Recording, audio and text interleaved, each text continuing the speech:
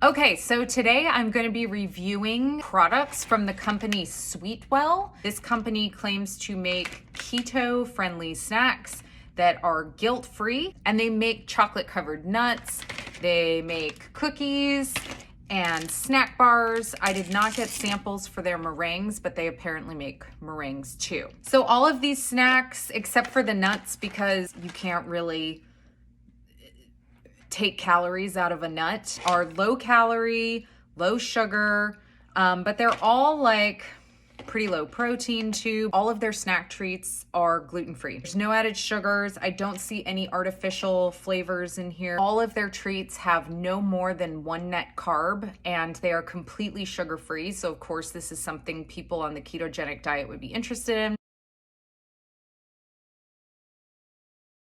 I am noticing a very familiar pattern with these companies that I'm investigating that are starting to boom in the health and wellness industry. And it's that the founders have absolutely no background or experience in food science, health, anything, food, nada. That pattern continues with this. The CEO, Stephen Child, has zero experience in food or nutrition. Before this company, he worked at a company that specialized in mass consumption of products, and before that worked at a plastics factory. So I already know that this isn't like a dietitian who decided to come up with, healthy food snacks. From my experience, it was an entrepreneur who was like, keto's really big, people are snacking more than ever. Why don't I start a company that combines the two so I can make millions and millions of dollars so that Lana can be jealous? Whoa, there's like a hawk flying out there.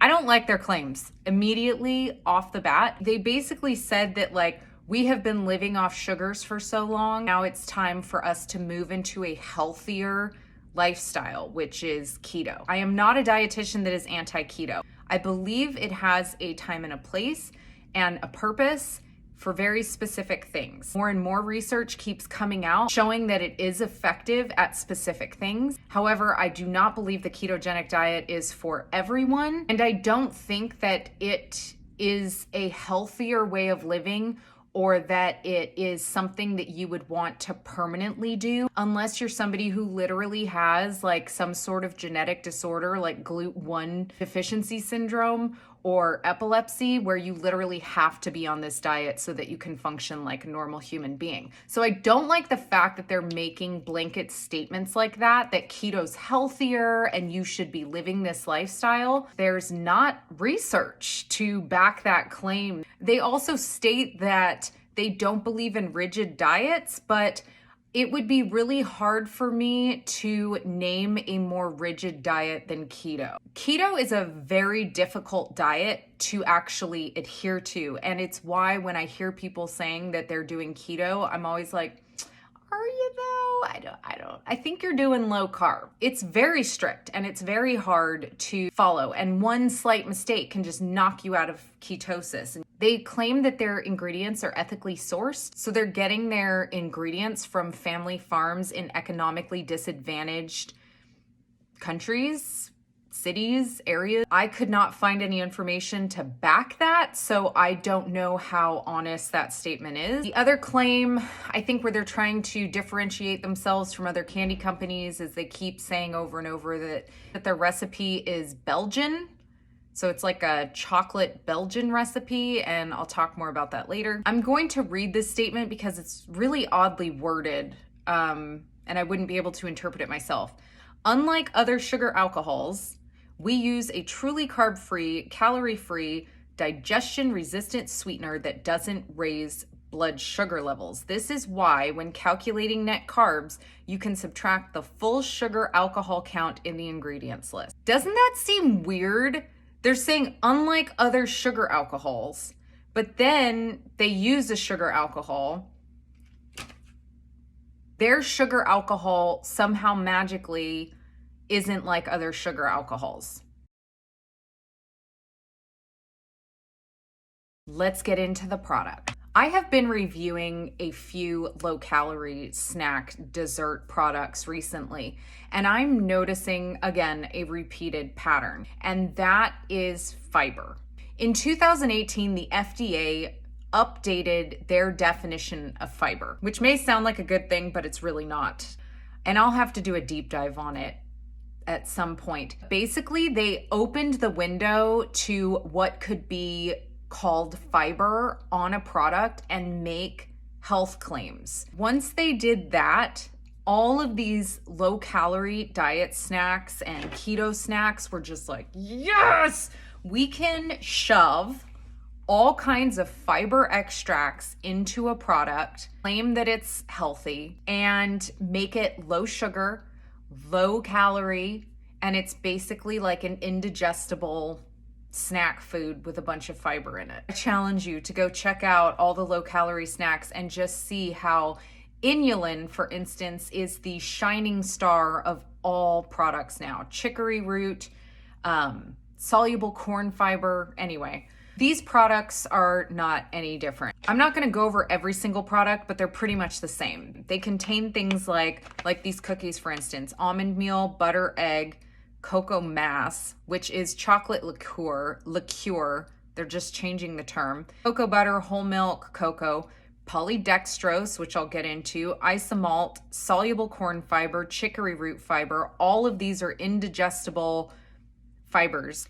Collagen, because hey, that's the media darling right now. Vanilla, baking powder, sea salt, soy lecithin, and stevia. In comparison to other low-calorie snacks that I've been looking at, like Fiber One, it's not that bad. There's actually real nutritive foods in here. At least it's got something, right? I want to say one thing that I have a personal issue with. Great tasting stevia, my ass. Am I the only one who hates stevia? Comment below. It will make me not eat a product. I find it disgusting. Here are the issues I have with these ingredients.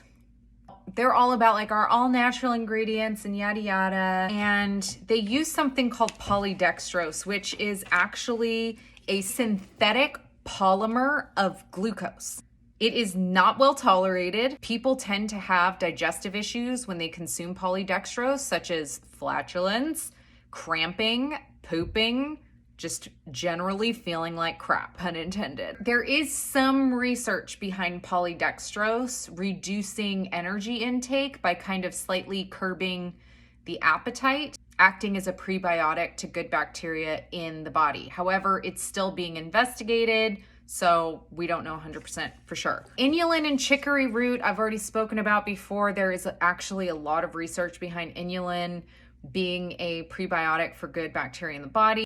And soluble corn flour, I'm having such an issue with that word, soluble, has been shown to increase calcium absorption, have a slight laxative effect, and also possibly act as a prebiotic for good bacteria. Inulin is the ingredient that has the most research behind it. There's less research on the polydextrose and the corn fiber. Okay, so let's talk sugar alcohols. People think that fiber and sugar alcohols, you just don't digest them at all. You don't get any energy from them, but that's not true. Because of bacteria in your gut, you can get like a third to half of the energy present in fiber, as well as with sugar alcohols. So the calculation you should be doing instead that's more accurate is dividing your sugar alcohols and your fiber by half and then subtracting that from your total carbohydrates. They're claiming you don't have to make that calculation because their sugar alcohol is completely not absorbed. Well, that's not the truth.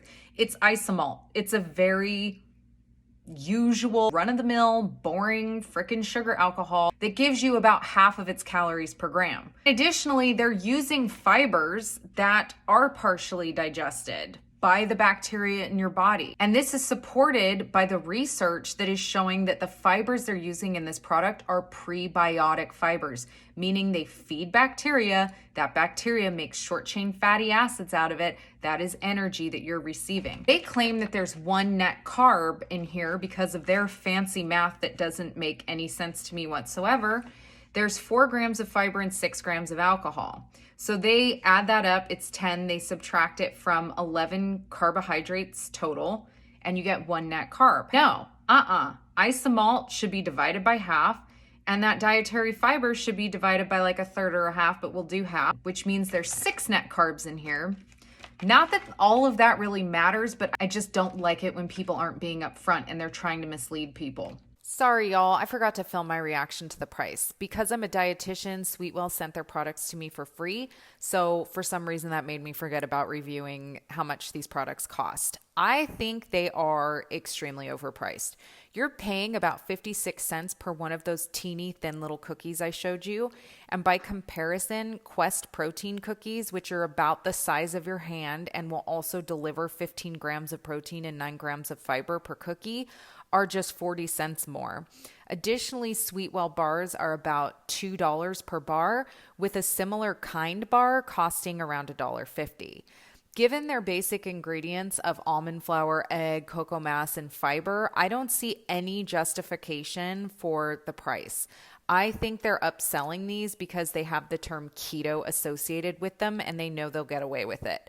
If you are on a keto diet and can afford these, they may be a good snack option for you. But for everyone else, stick to homemade, way cheaper keto snacks.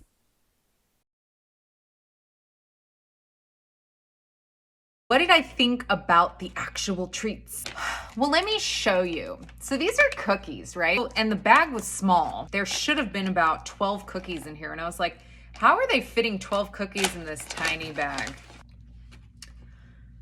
This is a cookie. This cookie is 2D, y'all. This cookie reminds me of fried cheese, which is kind of funny because it's supposed to be a keto snack. But if you've ever had fried cheese, that's what this feels like and what the consistency is. It's very crispy, it's oily, it's dense. I will not lie.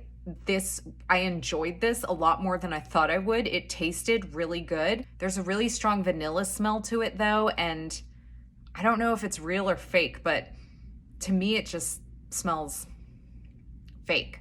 There was an odd, tangy, flavor to them. And I looked through the ingredients and I'm like, I absolutely have no idea what would cause this cookie to be tangy unless the whole milk they were using was a little bit bad. Overall, honestly, I really enjoyed these cookies, except for the fact that, and I think it's because of the weird fiber extracts they're using in here. At first, the cookie was crispy and then it got really chewy. And I don't know if y'all have ever had jujubes, those candies, but it was like that. They were getting stuck in my teeth and I had to get a toothpick and pry it off the top of my molars and stuff. These I enjoyed as well, but less so. And I'll tell you why. So they keep bragging about how their chocolate is this Belgian recipe. And I mean, maybe, but for me, I know American chocolate and I don't like American chocolate. Kind of grainy and also slightly sour tasting. And I found the reason behind that. And if you want to know why American chocolate is kind of sour, it's pretty gross. And if you don't want to Google it, let me know in the comments and I'll tell you why. The chocolate on these was waxy. I just didn't like it. It wasn't creamy chocolate. It was very waxy. They all had that white bloom on them that you get on chocolate. So didn't really enjoy that. When I actually ate them, they were good. They weren't as sweet as the cookies. If I was having a hankering for something sweet and I just popped a few of these in my mouth, it was enjoyable. It's slightly salty, sweet-ish snack. I think if I had to put things in order of my favorite, it would be actually the cookies first and then their little snack bars, which I swear they just copied Naked bars. They looked just like them. I tried a peanut butter one. This one has dark chocolate, chia nuts, and sea salt. They tasted really good. They're tiny, but it's just enough if you're having a hankering for a snack to take the edge off. And that's the other thing I'll say, even though these items are flavored with stevia, I didn't really taste it. So that's also a positive.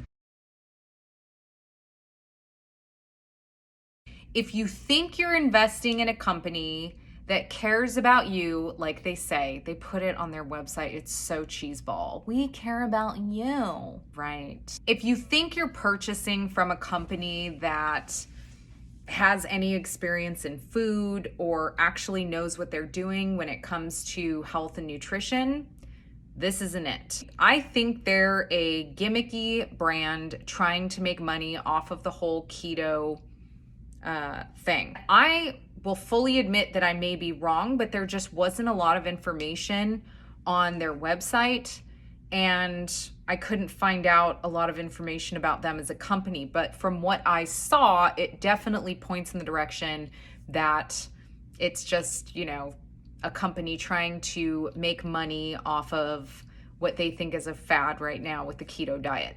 I don't like their claims that keto is a healthier way of living with no research behind it. I don't like their claims that their ingredients are different somehow magically, so you don't have to do the same type of math you would on other sugar alcohols, because that's just not true.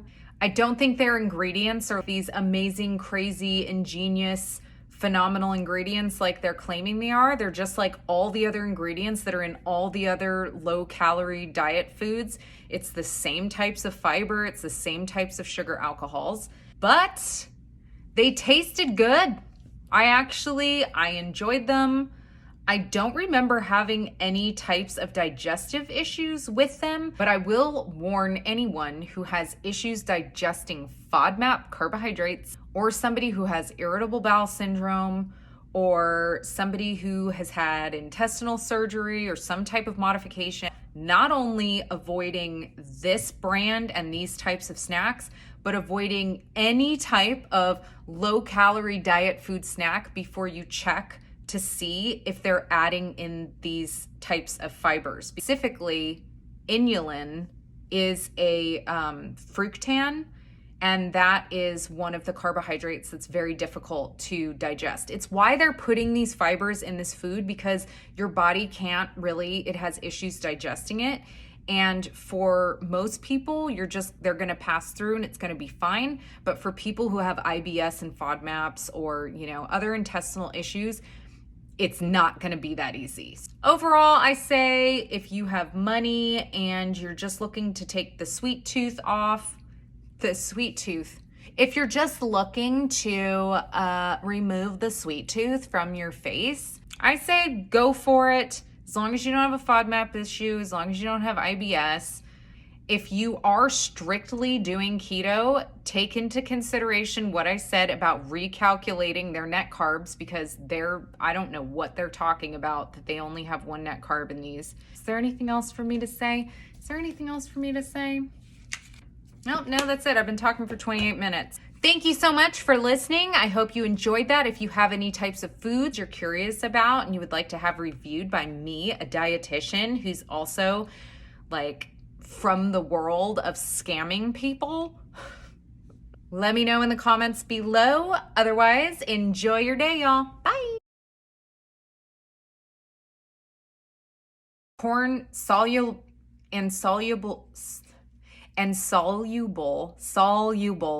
Why am I having a word? And soluble corn, I still can't say it. And soluble